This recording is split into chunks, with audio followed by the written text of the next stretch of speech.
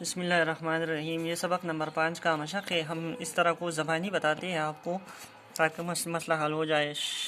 شاعر خدمت، اور پہلا سوال ہے شاعر خدمت اور عبادت کس وقت کرنے کا کہہ رہا ہے؟ تو اوپر میں نے جواب لکھا ہے، یہاں پر شاعر صبح و شام خدمت اور عبادت کرنے کا کہہ رہا ہے، اتنا کافی ہے۔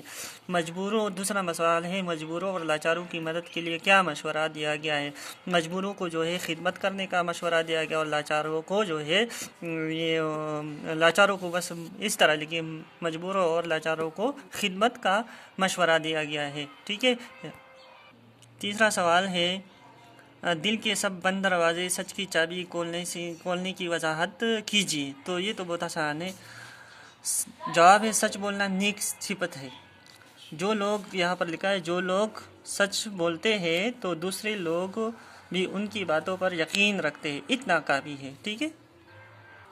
چوتھا نمبر سوال ہے نظم کے مطابق پیارا پیارا منظر صفائی کرنے سے ممکن ہے۔ یہاں نیچے یہاں پر صرف صفائی لکھنی ہے، ٹھیک ہے۔